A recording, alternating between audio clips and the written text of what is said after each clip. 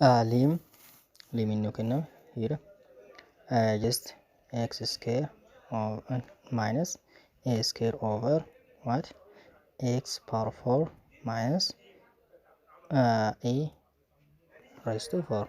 Say lim as x approach to a. Here simply a is equal to a back x equal to a square minus a square over what a power 4 minus a power 4.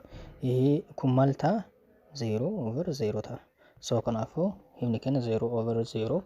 So we have to simplify or rationalize, or just we have to do another method on order to solve this problem. So kanafo hima kana solve gochuudhaaf methodiiwwan garagaraa fayyadamuu qabna jechuudha.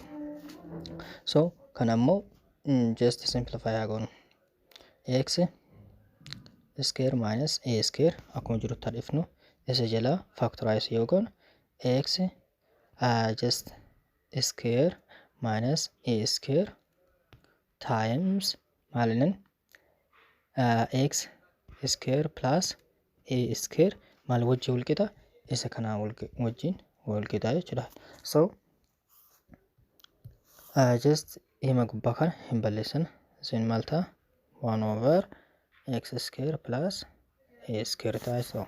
So kanafuu lim of 1 over x square plus a square when x tends to what a. Here malta 1 over a square plus a square malta himni jala base twice of a square ta'a jechuudha. So deebiin hima kenna isa kana ta'a jechuudha.